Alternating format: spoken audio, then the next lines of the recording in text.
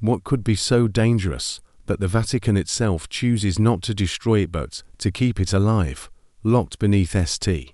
Peter's Basilica? Join Tales Mythology on a chilling journey from the frozen vaults of Antarctica to the ancient catacombs of Rome, where strange vibrations, forgotten scriptures, and glowing runes point to one truth: the Nephilim may not just be myth, but prisoners of an ancient cosmic war. In this video, we'll uncover why myths of giants and floods repeat across civilizations, how Vatican archives may guard more than dusty relics, and why whispers of containment echo louder than any sermon. If you love untold legends, hidden history, and mythological secrets brought to life with modern insight, stay with us until the end for a powerful lesson hidden in plain sight. Don't forget to subscribe to Tales Mythology and hit the bell so you never miss another legendary story. Comment your thoughts.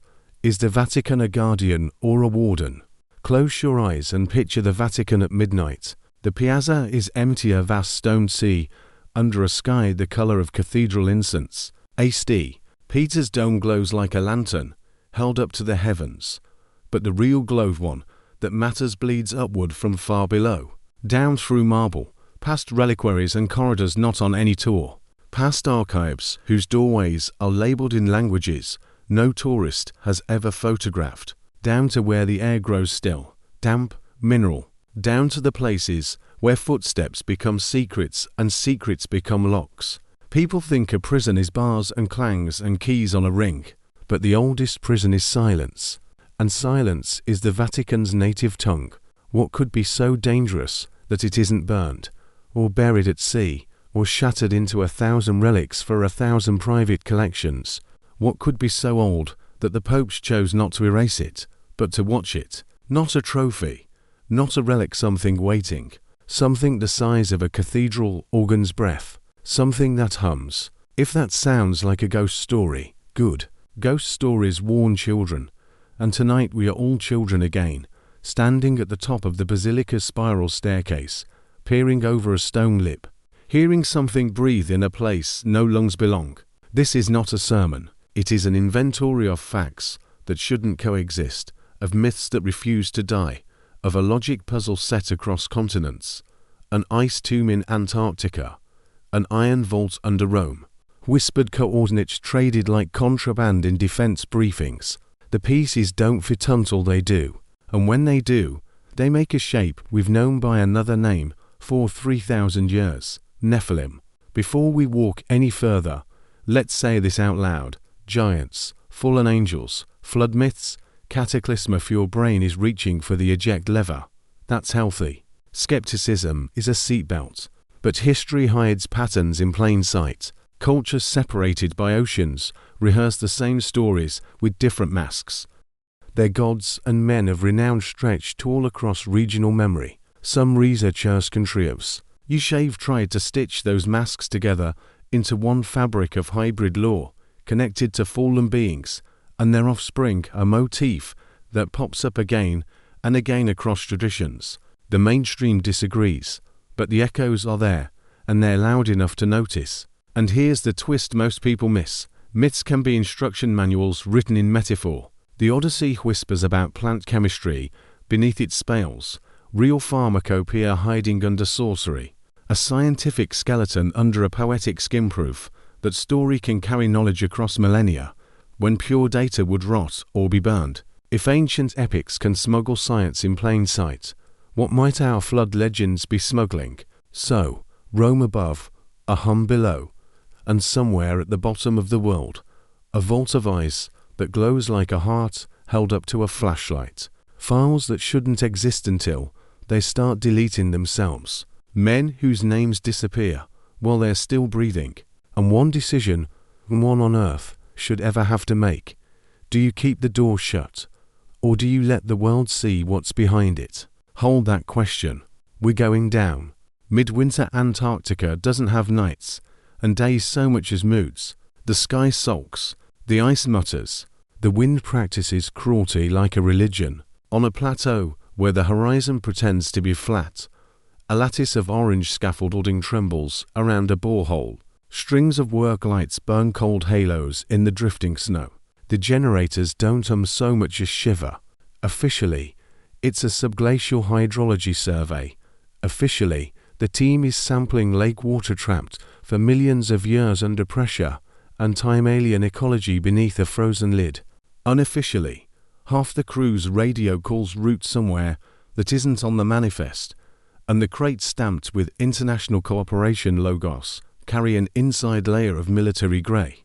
Unofficially, a second borehole not listed in any summary is sunk not into water, but into a void and acoustic dead zone beneath the bedrock where the ground refuses to act like ground. You can rehearse the steps of a lie until the rhythm makes you brave.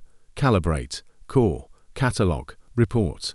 But nothing in the handbook covers what happens when your sensors record life where there is no metabolism to be had. The array picks up a tonic vibration below human hearing, above geological sense. The frequency breathes. It slows when the wind drops. It rises when the drill whines. It answers. In the command Shapley wood, styrofoam, metalda. Miriam Howard stares at a graph that should not exist. The signal is to coherent for ice, to patient for machinery, to personal for weather, and it isn't new. It's old like you sometimes feel old when you see your childhood handwriting, and it looks like a stranger's.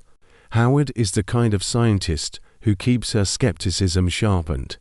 It's her only defense against funding committees and charismatic nonsense. But the data isn't flirting with pareidolia. It's flirting with grammar. The hum writes clauses. Low, lower, lowest. Then pauses Basilica body relaxing. Then tensing. No further. The Vatican liaison had said on the encrypted call the week before, a voice with a diplomat's glide, and a soldier's appetite for edges. Photograph, scan, but do not breach. We want the structure undisturbed. Structure, she repeated, eyeing the seismics. A vault, the voice had edited, then softened. A chamber, a hush, a cell. There are moments when physics stops being about matter and starts being about choice. They lower a camera into the borehole anyway. At first the feed is snow, electronic snow, not the weather kind. Then clarity. The lens descends into a blue cathedral of ice, a cavern carved by pressure and patience. The lights catch a veil of half-frost that looks like dust in a church beam. The floor isn't floor, it's glass. Not glasses so perfectly annealed, it behaves like crystal. Beneath the pane, a shape occupies the negative space the way a hand occupies a glove. The proportions are almost human, which is the wrong word for almost. The details are wrong. The span of the hand is an argument with arithmetic. The breadth of the chest requires a new word for vast, along the forearm. Something like veins glow faintly blue-white like bioluminescent algae. Except algae doesn't light impulses that sink to a low-frequency hum. A tech leans too close to the monitor and forgets to breathe. Oh, God, someone says. Not his department. Someone else whispers. And then goes very still as the hum drops half a measure. What do you do when you find a son asleep in a crystal coffin? That's the metaphor your head tries first, because fairy tales have left tracks in your brain. Then you recall a different book, a different line, one that tastes like iron. There were giants in the earth in those days. You tell yourself that line is literature. You tell yourself literature doesn't press its hand against the inside of a glacier as if remembering how to reach. Howard records everything. She records the way the hum shifts when a human voice speaks near the borehole microphone. She records the micro-fractures skittering like lightning across the pane, then freezing back to stillness as if the ice has decided, for now, to be loyal to form. She records the crest of her own adrenaline. She locks copies in 3 separate drives and sends the date encrypted through a back channel, the liaison arranged. That night the generators cough, then die. The wine stops. The temperature doesn't fall, it empties. Without the white noise, the hum reveals its size, a pipe organ depressed by a cathedral-sized chest. The borehole camera and battery backup keeps its eye.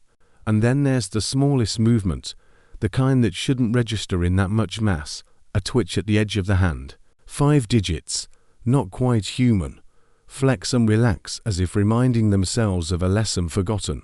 A voice on the radio, Commander Powell says, very calmly, "We are in front of it." Silence does the arithmetic of everyone listening at once. Howard's mouth forms the word that will eventually sign her exile. Alive. If you've ever seen a side-by-side rendering of myth across culture as a comparative chart that puts Sumerian tall ones next to Greek titans, next to biblical men of renown, next to Norse Jotnar, you know the chill of recognition when patterns refuse to stay unrelated. Researchers who live in this comparative space again, controversial and sometimes speculative verity, suggest that the recurrence of hybrid giants might be an encoded way of describing non-ordinary beings in histories that lacked modern vocabulary. You don't have to agree to feel the hair rise when your camera finds a hand under 4,000 feet of ice. The liaison's orders arrive with daylight. No breach. Remote seal. Prepare for containment upgrade. The team files a version of the truth that will age well on TV.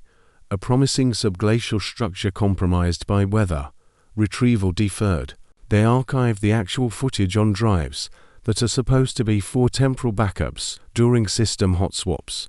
Those drives will not remain in Antarctica. The hum resumes its slow exhale. The ice remembers how to be a wall. The world turns and doesn't know, which is exactly the point. I wasn't even supposed to be on that queue. Graveyard shift, Maryland. A server room whose white noise is a lullaby for people who trust machines more than morning. If you've never worked inside a network that has a name and another name and no name, it's simple. You are a small organ keeping the metabolism invisible. Your hands memorize procedures the way monks memorize prayers. You develop a superstitious love for green leads. It's 3:37 when the file drops into my lap like contraband passed under a pew. op-beris_169.tbx. Buried in a bundle labeled Geophysical Archive Antarctic Cryo. Harmless as oatmeal. Except the checksum is wrong in a way checksums don't get to be wrong. Inside the bundle, another bundle, then another, a matryoshka of nothing to see here. My system flags a ghosted usual domestic hops. Then a relay through a subnet I've only seen used for Vatican library digitals. There's an innocuous academic partner program. That's the down blanket they pull over wolves. That's the first hairline crack in my skepticism. The second is the signature on the inner envelope. Omega_prep. I've seen that word 3 times in 3 years. Twice, it meant don't ask questions.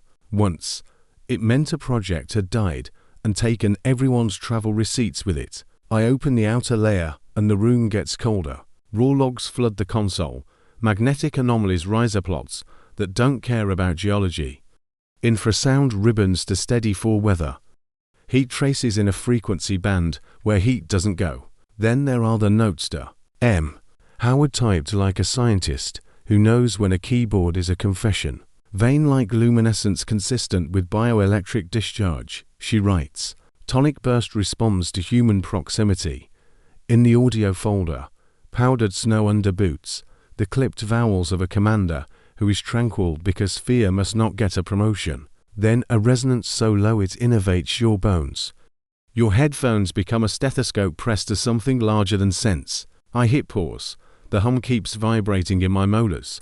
That is not how sound works, which is only a problem if you believe our family of senses is the only set available. At 3:41, the warning blooms in the corner of my screen like a little red flower. Remote deletion initiated. Processes sprout and strangle. Files turn to ash, then to the memory of ash. Anyone who's worked long enough in rooms like this knows the smell of a story that is about to be unwritten. It's ozone and printer toner, and the cheap bitter coffee of low-rank emergencies. I learned a long time ago to keep a fingernail-sized backup drive hidden in the shadow between a rack and its bracket-pranoid habit from a career built on seeing things a day. Before they become rumors, I pop it loose, jack it in, drag what I can into a hole that looks like a folder named after a Xerox driver. The progress bar has the grace to lie about its own odds. In the glass, my reflection looks like a man being told who he is. At 3:43, the doors in the hall unlock, then lock again with a softer sound, like a mercy deciding not to follow through. The overheads die. The emergency strips give the room a submarine glow. The servers keep breathing, but quieter, as if remembering they can hide in plain sight. When the last file finished copying, the system erases not just content, but provenance, the logs that would prove the logs existed. It's the bureaucratic version of salting the earth. When they do this to a person, they freeze bank cards, reboot tax records, turn passport into trivia. When they do it to a mission, the mission becomes a rumor for the kind of people who go to conferences to whisper at the noisiest panels. I walk out with the copy in my pocket, trying to look like a man who is going to a vending machine for pretzels, and not like a man who is walking off a map. There is a camera. There are 4. I made my peace with cameras when I took this job. They are the sunts on the wall, watching, silently cataloguing our sins. In the parking lot, my car recognizes my hands, but my door pass doesn't recognize me. By morning, I won't recognize me. The name on the card that buys the coffee. The email username that makes meetings real. By lunch, a bulletin will circulate with a headshot that keeps failing to load on half the agency phones. An accident with a purpose, and a note will suggest that if you see me, you should not approach, for your safety and mine. Here is something you don't learn until you run.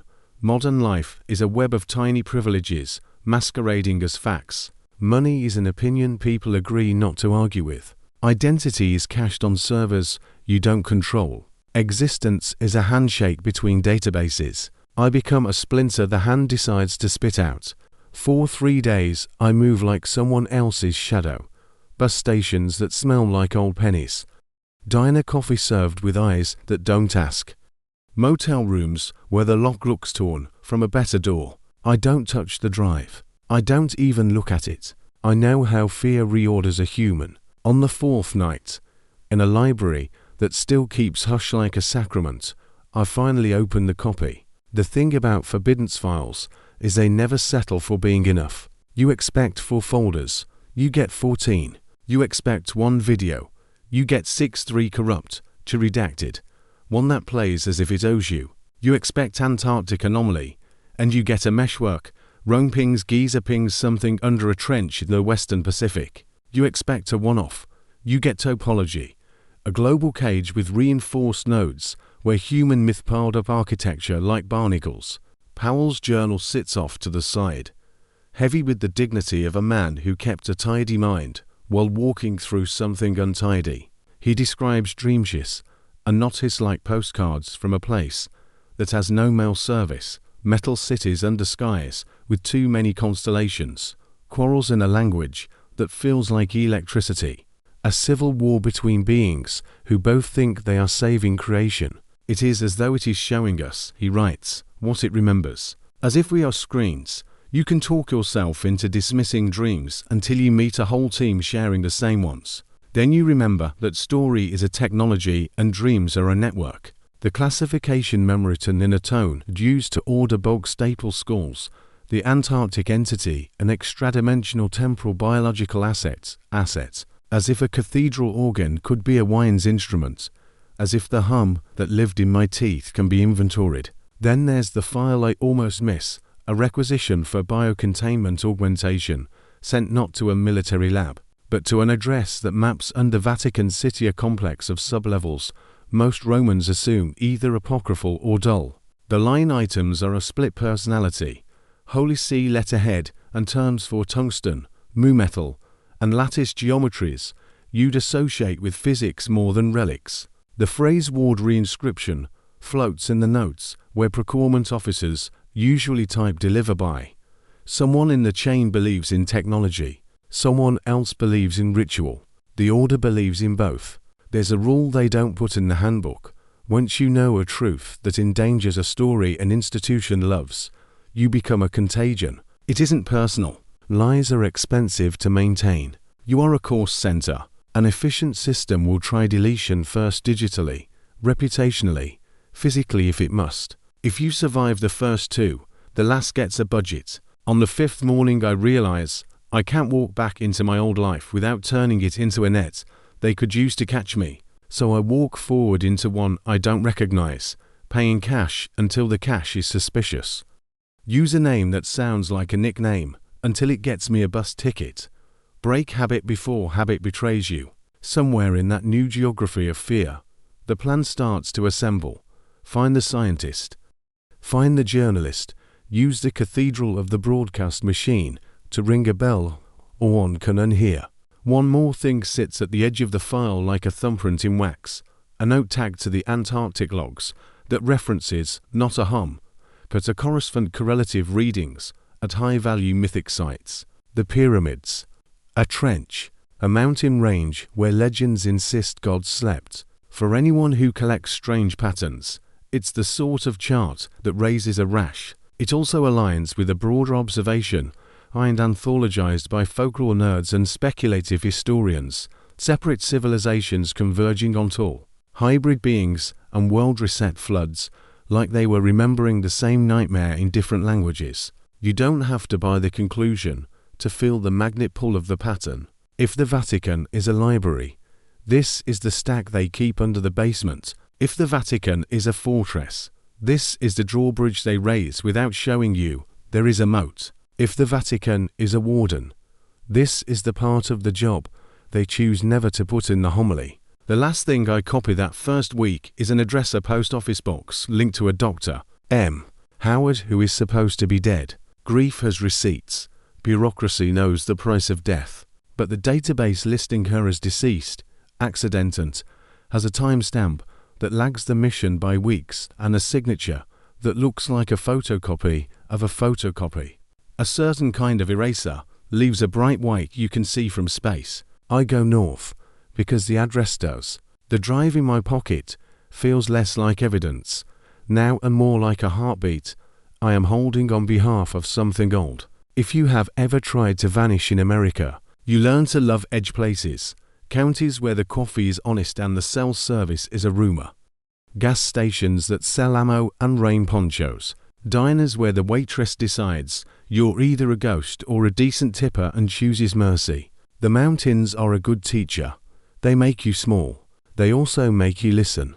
The post office box is real small town desk, flag, a bulletin board where handbills for lost dogs hitchhike on thumbtacks. The clerk looks at me the way people look at a rain cloud and checks a list he's not supposed to let strangers see. Haven't seen him in, he says, and lets the sentence trail off into the distance where men go to lose their names. You don't find men like Howard by driving to them. You let a rumor find you and hope it has a good sense of direction. Mine arrives in the shape of a hunting supply shop where the owner is old enough to remember when everyone's dad could sharpen a knife, because of course, he doesn't like my face or my shoes. He likes my cash. He likes the way I talk about the wind as if it matters. When I say I'm a cousin, he doesn't blink. When I say he'll want to see what I brought, he does. He points me to a ridge like a judge points to a courtroom. If you get there and you were wrong to go, you won't get to be wrong twice. The climb is less about altitude than about intention. The pines trap the wind in their hands and ring it. The ground decides it isn't interested in being ground. At the top, a cabin pretends to be a shadow with a roof. It is the color of old decisions. It is either empty or not. You have to get close to find out which. Don't take another step, says the forest. No voice on a speaker that has learned to be a tree. It is calm. It does not negotiate. Identify yourself. I could run. I could play comedian. I go with the truth that has the most gravity. I say my name. I say my old job. I say the words Operation Barriers like an apology and Dr. Howard like I'm asking a son for directions. Then I say, simply, I saw it. I have the copy. You were right. The door opens. He's thinner than the photograph in his personnel file. His beard has learned how to be a winter. His eyes have not slept in years, but they have not wasted the time. The shotgun is rehearsal, not theatre. Alone, he asks. Yes. Then come in and pray you weren't followed. Inside, controlled chaos. Pegboard blooming with maps. Red string like a nervous system tracing arteries between dots labeled with names you know from a plane ticket and names you only know if your grandmother told you bedtime stories about giants. A cracked laptop that runs cooler because the fan died 2 summers ago and he learned to love heat sinks. A chalkboard crowding itself with symbols as a half mathematics, half script. Somewhere, coffee that tasted like obligation 3 days ago and like courage now. He lowers the gun, but his shoulders never unclench. Paranoia is heavy. You learn to wear it like a coat, but also happens to be a shield. When he finally speaks, his voice sounds like a road that never got the budget to be paved. They broke me, he says, and laughs without humor. Then they forgot they had. He tells the truth like a man sorting the tools he will use to build a gallows for a lie, slowly, efficiently, without romance. After the Antarctic mission, there were debriefs that weren't debriefs meant bending without bruises, as he puts it. The kind of questions that make you doubt where your memories end and the story they prefer begins.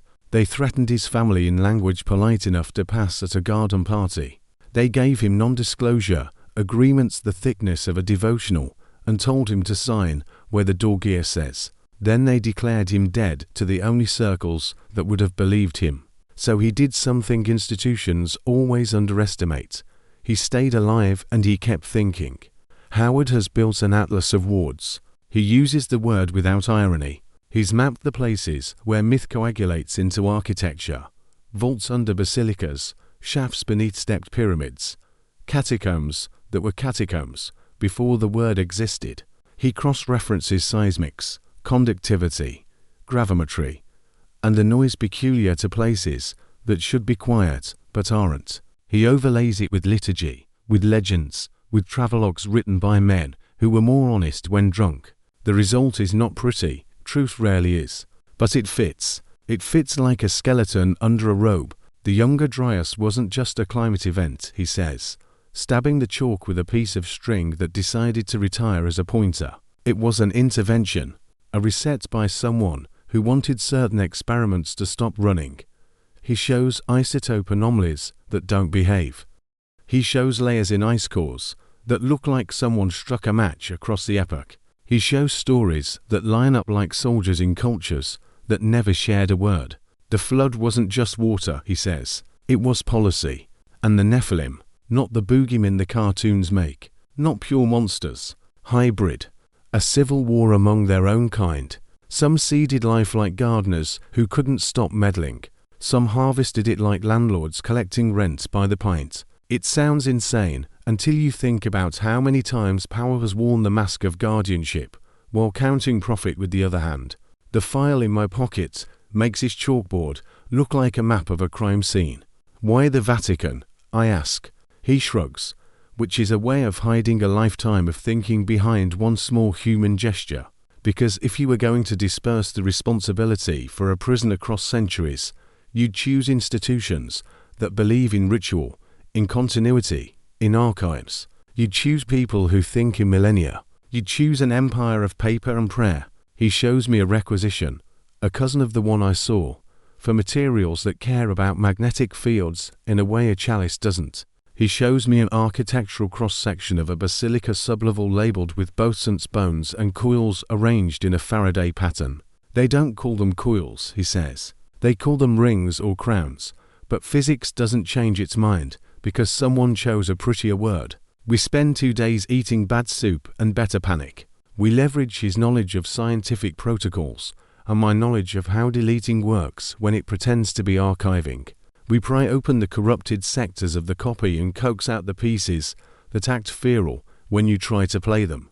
The worst of them all is the best, a smeared video of a hand, pale as milk glass, pressed against ice, that behaves like glass, that behaves like a mirror. The fingers twitch, the veins shine. For a second, the hum rises and the room seems to change shape, if reality is along taking a deeper breath. Afterward, we sit with our backs to the pegboard and pretend we aren't shaking. If this is real, I say, and then stop, because if is a childish word we use to give ourselves a sense of control. Howard saves me from the grammar. If it's real, then Rome's deepest vault is not a library. It's a lock. He taps 3 nodes on the map: Antarctica, Rome, an ocean trench. The readings hint at choreography. What happens in one place answers in another, like the Prisinisco operative. Networked, I say, because that's the only word my training knows. He nods. And decaying. Wards wear down. Runes forget their lines. Coils fail. Even prayers leak. We talk about how to tell a world that has learned to hear everything and believe nothing. We talk about spectacle, about using the very machine that has colonized attention to make attention look where it is not invited. You can't just dump files into the wild. They drown in bigger lies. You aim them like a bell rope at a moment when a stage is lit, and the man who built a career out of owning the room will have to answer a question he doesn't know is coming. We decide this in the half-light of a cabin whose walls are papered in myths, which is the most honest war room I have ever sat in. The drone comes the next morning. You hear it before you recognize it, a mechanical insect with a predator's education. The first strike kisses the north wall, turns it into splinters and rehearsal fire. The air smells like old wood, having its last argument with oxygen. Howard throws the shotgun at the idea of resistance, not at the reality. He isn't stupid. He drags me to a trapdoor I didn't see because it didn't want to be seen. Go, he says. Because in movies people always say go, but in real life the word is more like pushing a stranger out of the way of a falling sign. I'm not. I start. And he bares his teeth the way men bare their teeth when death has already chewed on them a little and found them gamey.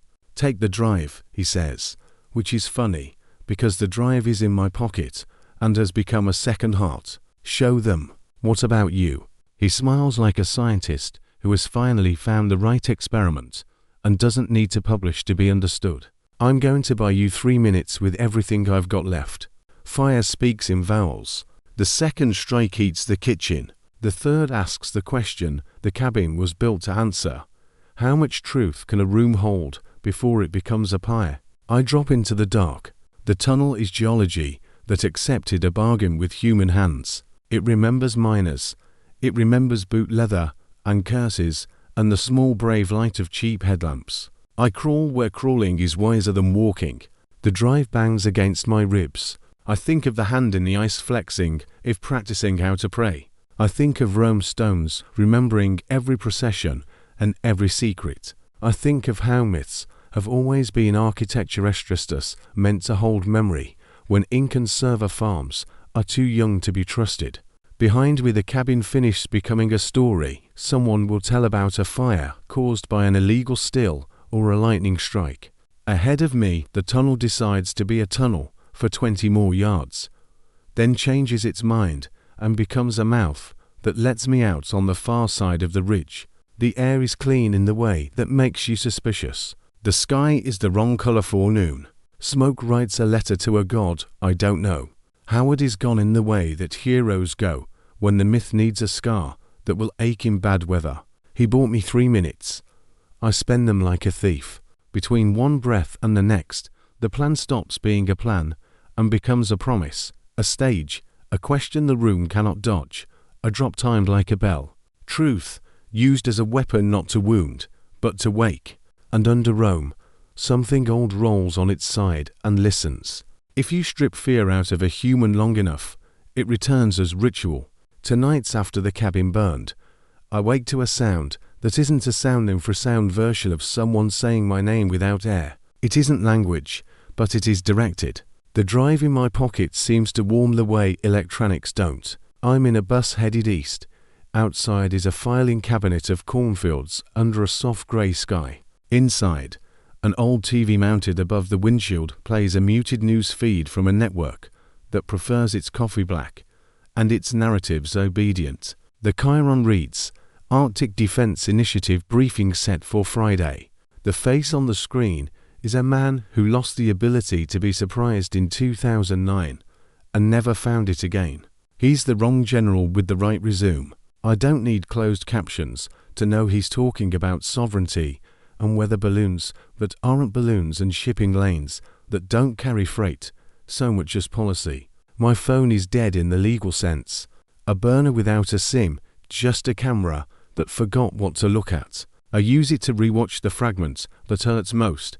A pale hand inside blue ice practicing the idea of moving.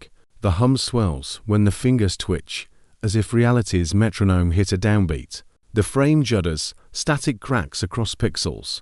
For half a second, The lens picks up a ring of symbols on the ceiling of the chamber, not carved into the ice, but under it, like a watermark, geometry pretending to be script, or vice versa. I think of Howard's chalkboardist Atlas of Wardshow.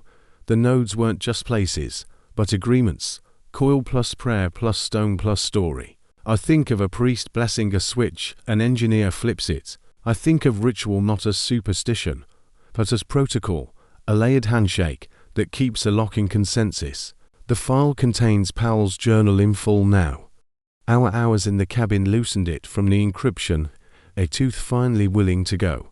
Powell writes clean, like a man who knows the future judge will not be human. The early entries read like duty, timestamps, fuel, personnel. Then the dreams begin. He doesn't call them dreams, he calls them imports. He describes walking through a city that breathes, its towers articulated like insects, its avenues tuned to faint harmonics. He knows it isn't Earth, because Earth doesn't use color, that way pigments near ultraviolet, sound visible as shimmer. He meets beings who look like us if we were scaled up and edited for purpose, and other beings who don't look like us at all. Angles too precise to be limbs, light the wrong temperature to be eyes. Some heal, some harvest, some plant worlds like gardeners with millennia to spare, some thin worlds for spare parts. One entry punches through the page. Ithi showed me the flood not as water, but as a system event. He draws a wave and labels it policy. He draws a box and labels it cage. He draws a shape like a human skull and writes neighbor. He underlines neighbor twice, because the worst monsters are the ones next door and sometimes the ones who came to save you, but forgot what saving means. If you've ever browsed cross-cultural myth and found the same motifs in places that couldn't exchange mailfloods that reset the calendar. Tall beings who cross lines between sky and soil. Tests staged in lands of giants where perception is the trick. Norse myth is very proud of that one. The shiver you feel is pattern recognition. In some traditions, these stories read like the minutes of meetings between human beings and something else. In others, they read like training manuals for humility. If you see a giant, check your eyesight. The lesson may be about you. The Thor journey tale is a good reminder that what looks like strength contests may be illusions designed to teach limits. Powell's final pages shift from auto-triage. The hum climbed, the ice answered. The chamber ceiling lit in steps, like a lock granting stages of access. The liaison's voice came over a line that wasn't supposed to work underground. No breach. Hold position. Rome is voting. Voting. As if a committee can outvote physics. The last audio is a choir of things that aren't voices. The camera sees the hand again, more deliberate this time. There's a pulse that makes the light fixtures in the lab back in Maryland I remember, because I can feel the memory in my teeth flicker miles away. Powell says, very quietly, like a man turning in the key to a room he loved. It isn't hiding from us, double quotes he swallows. It's hiding from its own. When the frame goes black, I'm left with my reflection. A face that learned a new definition of neighbor and hates it. Miles away, under Rome, a low number on a dial turns high. A true story to hold in your hand mid-script grounding. In the 20th century, a handful of archaeological finds spiked headlines, then drowned under qualifiers, hoax, misdated, misread. The lesson isn't that all were true. The lesson is how efficiently inconvenient stories get metabolized into silence. Replace shards with sensor logs. Swap papyrus for a terabyte of infrasound. The impulse is the same. Tidy the anomaly. Keep the season of belief untroubled. Myths survive because they remember what polite narratives forget. Cross-cultural flood traditions are a great example if dismissed as metaphor, then periodically re-examined when geology shows abrupt events. Some commentators explicitly frame these stories as cultural memory, a way to bottle caution across centuries.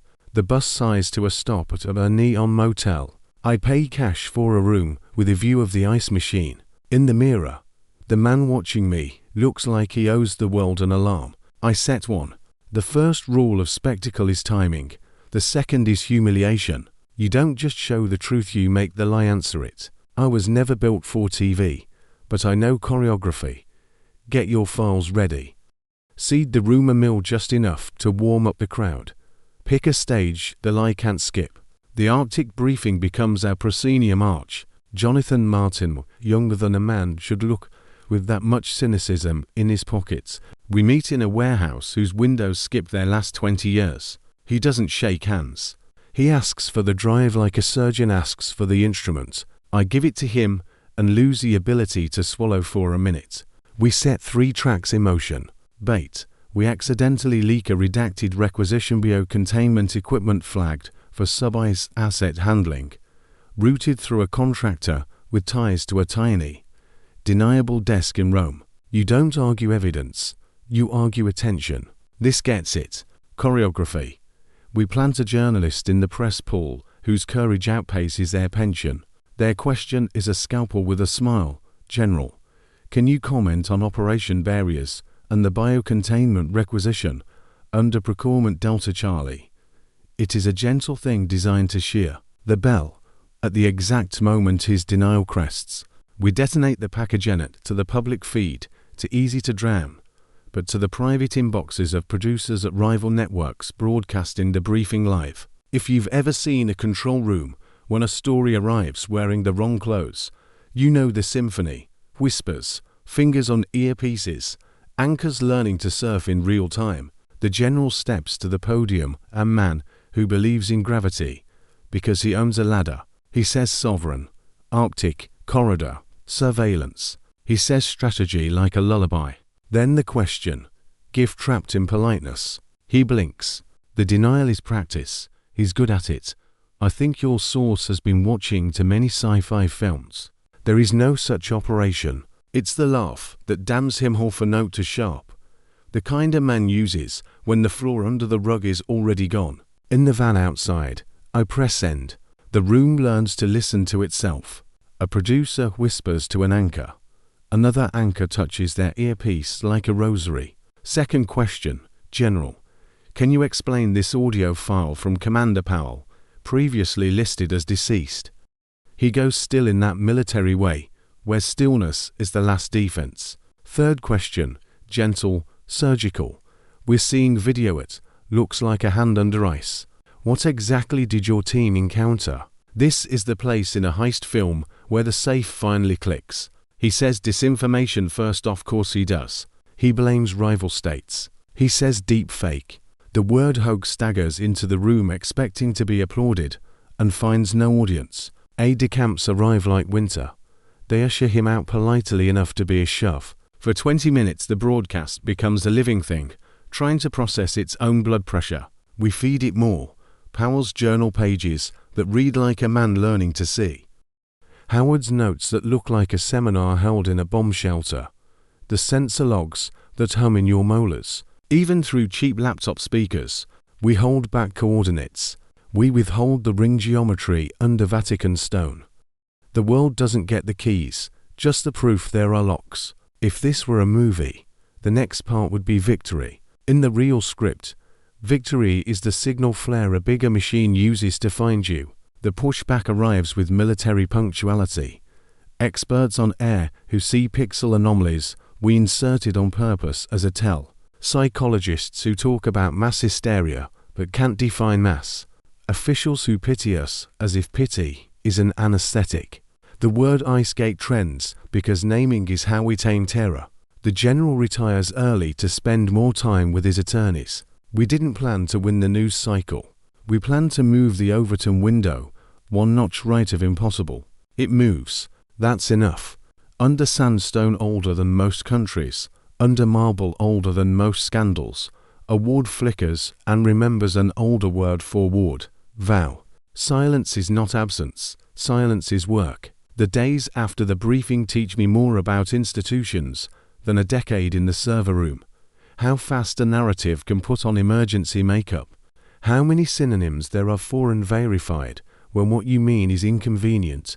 The general becomes a scapegoat you could eat with parsley. The mission becomes a footnote with a typo. The public becomes a chorus that wants, more than anything, to return to a song they know. But truth is a grain of sand in a polished machine. It will not stay put. The last proof doesn't come from a leak.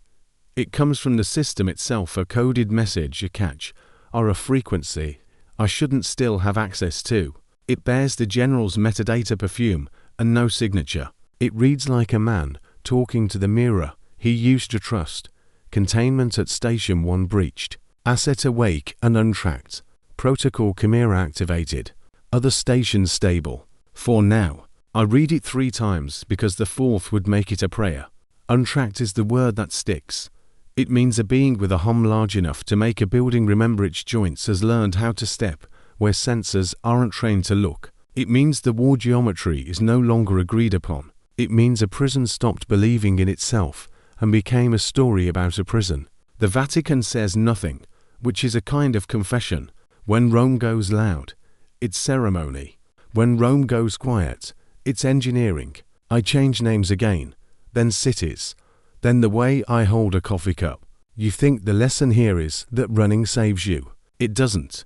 The lesson is that motion is the only way to keep a story from hardening around your neck. In the middle of this permanent midnight, I get a different kind of message, a photo from a source who has never used a camera, because the only technology they believe in is pen and incense. It shows a sublevel corridor beneath a basilica that everyone knows. The stone glows where it shouldn't.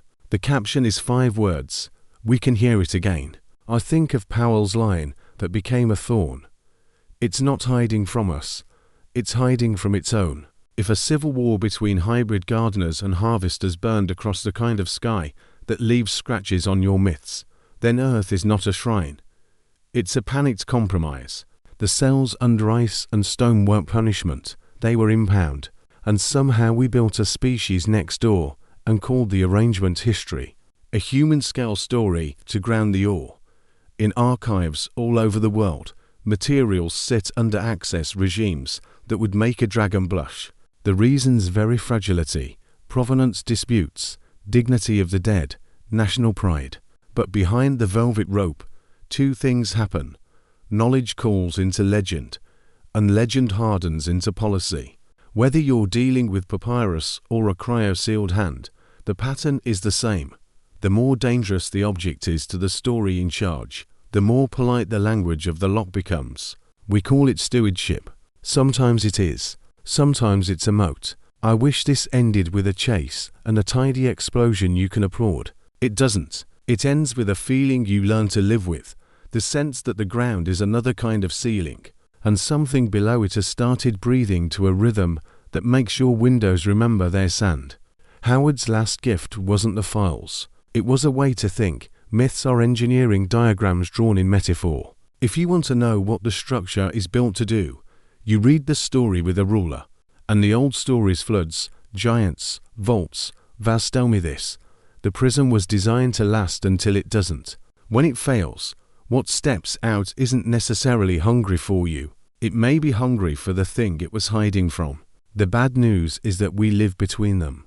The good news is that living between things is how humans learn to build. Epilogue lessons from a humming basement. I can't give you coordinates. I can give you a rule. When a story is older than your language, interrogate it like a map. When an institution is older than your nation, ask what it has learned to do in the dark. What we learned down there. Myths are memory devices. Cultures that never traded recipes somehow traded warnings. Flood traditions from Mesopotamia to the Indian subcontinent's Manu story are less about boats than continuity, how to save the minimum viable human between epochs. Treat them like cultural disaster manuals, not fairy tales. Giants aren't always bodies. Sometimes giant is a name we give to system she-breed projects with hands in biology, time, and intention. Norse tales about illusions in the giant's land remind us perception is the first casualty of awe. Check your eyesight. The lesson may be about your scale. Stewardship versus secrecy. Not every lock is villainy. Some locks are there to keep the building standing. But when a lock becomes a liturgy and no one remembers the key's origin story, you're not protecting the world anymore. You're protecting the wardrobe of the story that thinks it owns it. Truth is not a single PDF. It is an ecosystem. Dumping everything at once breeds denial. Phasing itising spectacle without becoming spectacleize how you make a room listen to itself. We are neighbors, not wardens, not owners. Whatever sleeps under Rome and Antarctica and other nodes on Howard's map, if it's waking into a neighborhood we built while the wardens were busy maintaining their locks. We owe it to ourselves to be better neighbors than the last tenants. If you're waiting for a hero, don't. Waiting is how locks outlive their purpose. Be the person who asks boring questions at the right time in rooms where boredom is armor. Be the person who reads myths with a protractor. Be the person who refuses to laugh on cue. Some nights, if I sit very still, I can feel the faintest rise in the floors if the city is breathing with something below it. It might be geology. It might be the beating heart of a story that refuses to be buried. Either way, the lesson stands.